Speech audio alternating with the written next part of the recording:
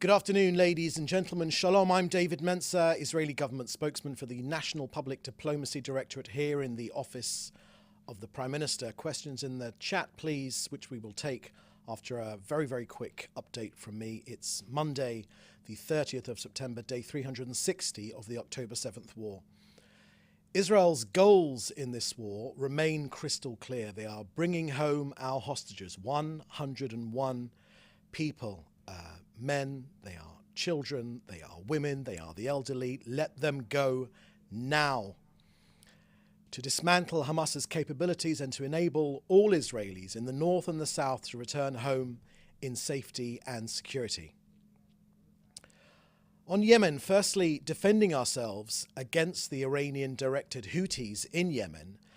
As you know, Israel was attacked over the weekend by powerful Houthi ballistic missiles. Yesterday, dozens of Israeli Air Force aircraft set out 2,000 kilometers away. Fighter jets and refueling aircraft to strike Houthi terrorist targets in Ras Isa and Hudaydah in Yemen, including power plants, a seaport that are used by Houthis to import oil for military purposes sent by Iran. All of our pilots, thankfully, and aircraft returned home safely to their bases. Israel is strong and we are ready. We were caught off guard on October 7th, but the enemies of Israel should know now, not anymore. In Lebanon, with the successful targeting of arch killer Nasrallah deep underground in his bunker. And likewise in Yemen at a distance of almost 2,000 kilometers. This is a multi-arena war. For a year now, since October 7th, we have faced Iran on 7 different fronts. So whether it's defense or offense, there is nowhere that Israel will not reach in defense of this country. There is nowhere that Israel will not reach in defense of this country. Until when? For as long as we are attacked. Israel is in essence a peaceful nation. We will always put our first hand out in peace to our neighbors and to the region. But Israel will not stop until our war goals have been achieved. Next, an update from COGAT and their work coordinating aid into Gaza. Since the beginning of the war, 54,000 truckloads and 10,000 pallets have delivered 1,060,000 tons of aid. 70% has been food. That's 3,000 calories per person, which enters Gaza every single day, according to independent analysis. And currently, the contents of around 500 trucks are awaiting to be collected on the Gazan side of Kerem Shalom by the thoroughly inefficient United Nations. You can get all the details of Israel's humanitarian efforts on COGAT's website. So that's the end of our quick briefing this today. I'll now take your questions. Please put them in the chat together with your news outlet. Okay, first question here is from David Clement at the News Forum in Canada. Can you provide any comment or additional information about the death of Fatah Sharif Abu Alamin in Lebanon? Thank you for that question, David. Let me share what the information I have with me right now. You can get more from the IDF's Telegram feed where they have all the latest information there. But let me tell you who this was. Just yesterday, the IDF targeted the Hamas leader in Lebanon. He was a Hamas leader in Lebanon, Fatah Sharif. He was a terrorist principal and the head also of UNRWA's Teacher Association in Lebanon. So a terrorist and also an UNRWA teacher. He was eliminated in an Israeli airstrike in Lebanon yesterday.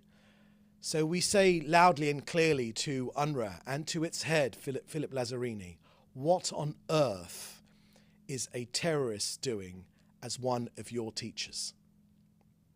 Now, we've documented very widely now the crimes of UNRWA, the fact that they are a front for Hamas. This is another example of UNRWA officials actually being terrorists as well, this time a teacher. Next question is from Joel Pollack at Breitbart News. Firstly, the J Street Group in the US is backing a bill in Congress to restore UNRWA funding to UNRWA, saying that it can be reformed. Does Israel have any comment on that legislation? Firstly, Joel, thank you for that question. All of us saw here that you recently gave birth, you and your to a boy, so we wish you, of course, Mazel Tov on that. Congratulations.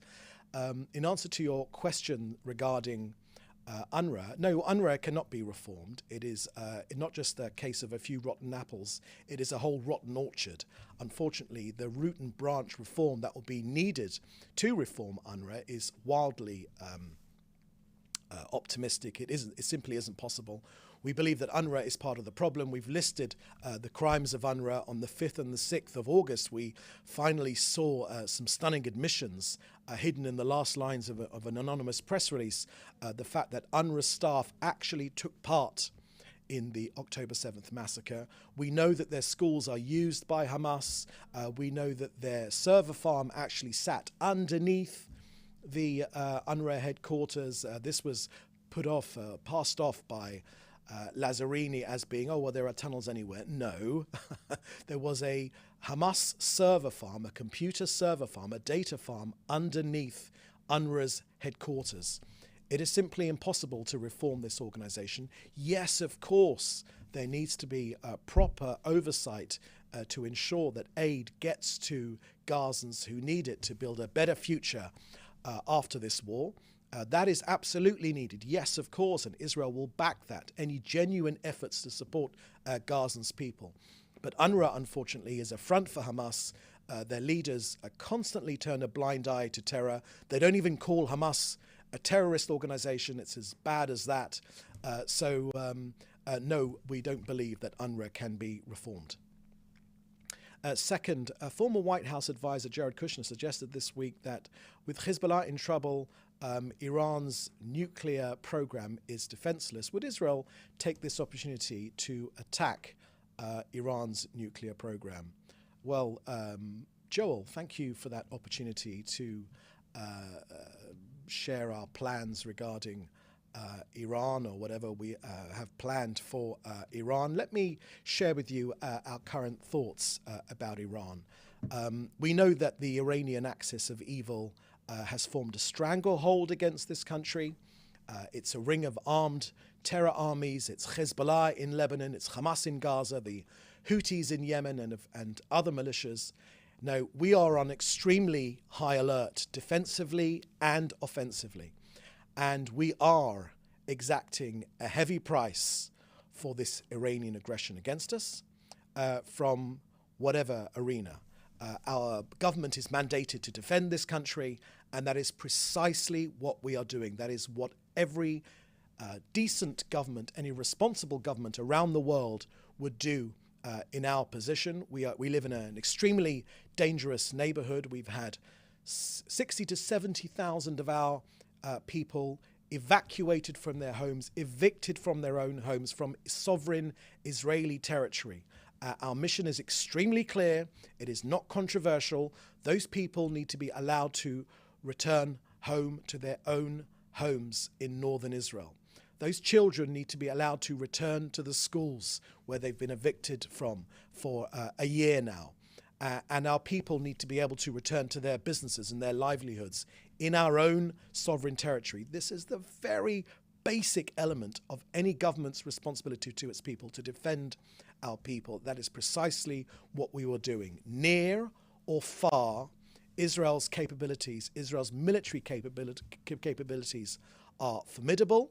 Israel is strong, and we will defend ourselves.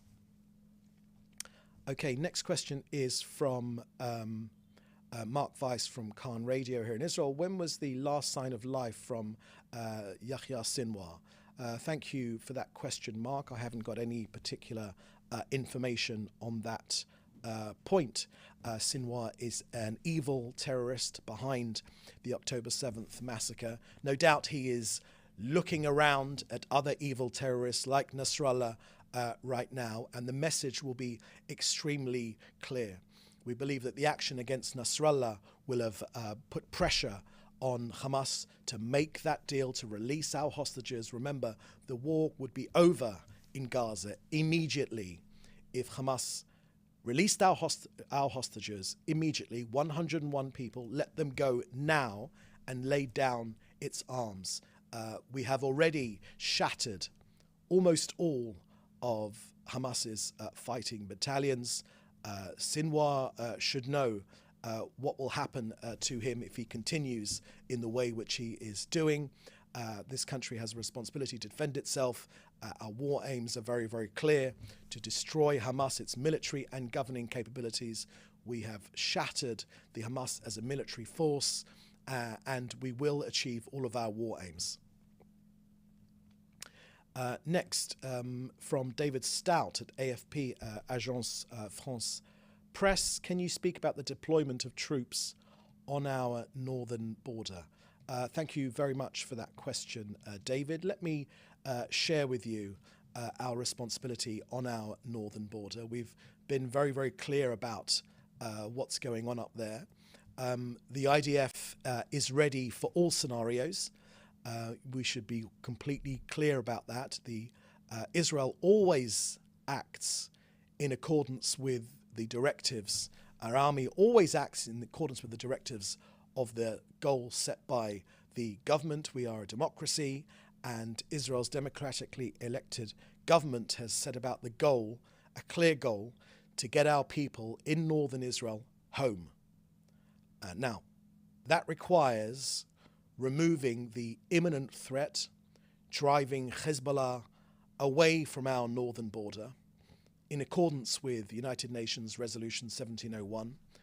It was signed but never implemented, and targeted operations to decapitate the organization's leadership are ongoing. They are happening right now as we speak. It's our duty to defend ourselves. Any country in our position would do the same thing. We've had 9,500 rockets, UAVs and drones from Lebanon. We have no border dispute with Lebanon. We should make that absolutely clear. It is now incumbent on Lebanon's government to remove Hezbollah from its south, to be pushed behind the Litani River, as the United Nations resolutions say, 1559 and 1701. Israel is ready to do whatever is necessary, whether it's through diplomacy or through military action, to get to that objective, to get our people home.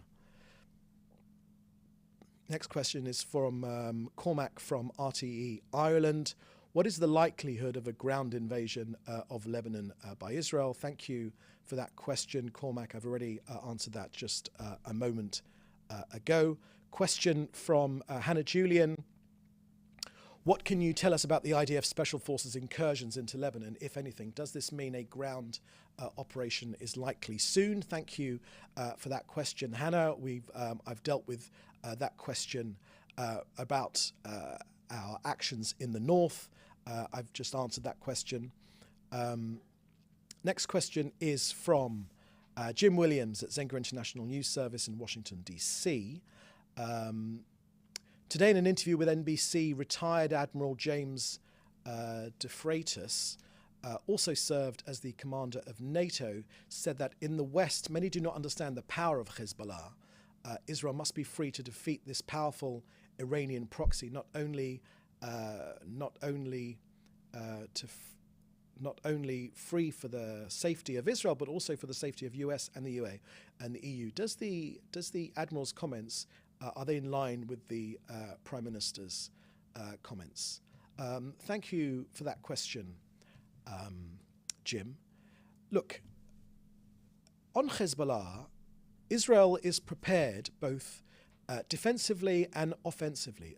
Hezbollah's command structure has been eliminated, from the leader of the organization to the commanders of its operational arrays. So far, thousands of terror targets in Lebanon have been hit, including strategic weapons located in the heart of the civilian population that Nasrallah put them there. It's a double war crime, hiding their missiles in civilian population inside people's homes, and of course firing at us, at our own civilians from those locations, a double war crime. So that means that Israel is ready immediately now to defend this country. We are defending this country. We know that these weapons, these Hezbollah weapons, are ready. They are primed and ready to be launched at our population centres here in Israel. We have a duty to defend ourselves. That is what every single country around the world will do, and that is precisely what we were doing, what we are doing. Look, from this podium for the last year now, we have said again and again and again, we urge Lebanon to take control of its southern border, to push Hezbollah back, to stop Hezbollah firing at us. They have not done that. We have urged them for an entire year. And this idea about, Hezbollah's demands that they won't stop fighting us until there's a ceasefire in Gaza, just a reminder that, this concern, this pseudo-concern for Palestinians. Palestinians in Lebanon have never, ever been granted Lebanese citizenship under law.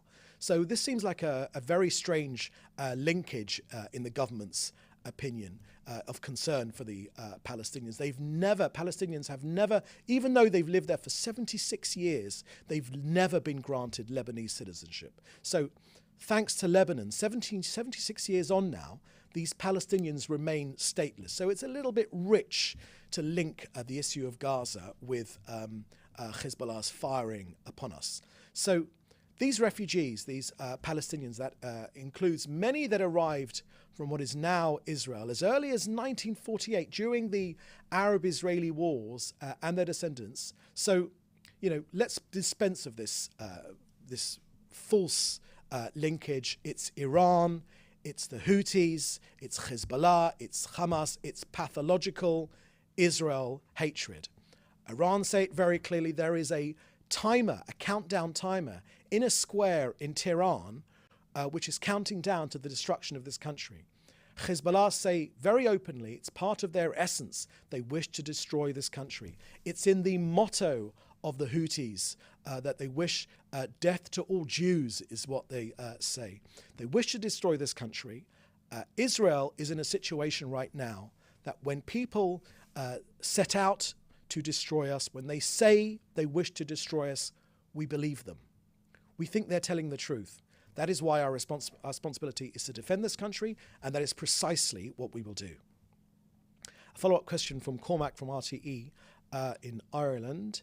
In your strikes against Hezbollah and Hamas operatives, how, besides text and public messaging, does Israel, at the point of attack, ensure that no civilians are killed? Thank you very much for that question, Cormac. You work for RTE, of course, which is a state-owned broadcaster. And none of us here in Israel have forgotten the fact that very soon after the October 7th massacre, the Republic of Ireland took the decision to back the terrorists rather than the peacemakers. They decided to support the actions of the terrorists by announcing their support for a Palestinian state. None of us here in Israel will forget that. None of us here in Israel also remember that it was Ireland that signed the condolence book for Adolf Hitler. None of us here in Israel also can forget that your population is can be counted, the Jewish population of Ireland can be counted on one hand or a couple of hands and feet.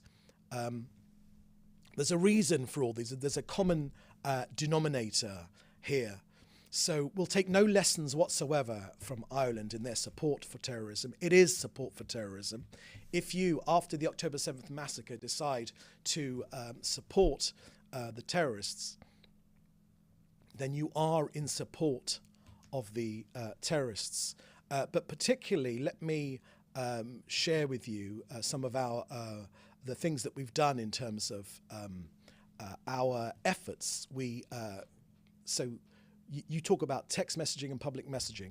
Okay, phone calls, millions of them. Okay, no other country has done this. Absolutely, bar none, no other country has done this in order to limit as much as humanly possible the effect on civilians. While, of course, remembering that both Hamas and Hezbollah, they want civilian deaths. That's precisely what they desire. They think that will support them in their public relations efforts. That is precisely what they want. So phone calls, millions of them, text messages, leaflet drops, websites.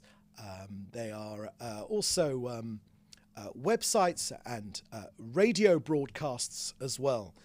So even, for instance, the strike against Nasrallah, the arch terrorists, where the element of surprise was, of course, absolutely key.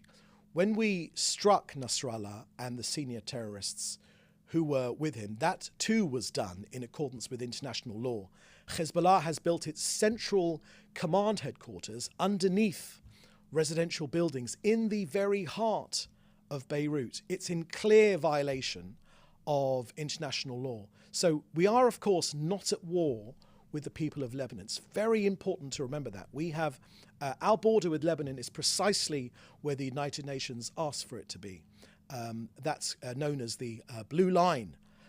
So we're not at war with the people of Lebanon, and civilians are never the target. And wherever is possible, we can and we do give advance warnings, even when it costs us the element of surprise. Now, when it was against Nasrallah, the strike was targeted as much as possible. There are ways which I can't talk about yet in terms of how specifically it was targeted. We aren't able to divulge all of our intelligence capabilities right now, but the message to our enemies across the region should be extremely clear.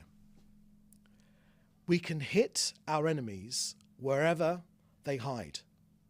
The IDF is ready both offensively and defensively for any scenario. Okay, I think that looks like the last question. I've taken all the questions, so thank you for joining us. The next briefing will be at the same time tomorrow, so please do stay safe, and in the meantime, thank you very much. Bye-bye now. Thanks for watching. Drop a comment below. Don't forget to like, share, and hit subscribe to stay updated with our latest content. Until next time, stay informed and inspired. This is Djobnik signing off.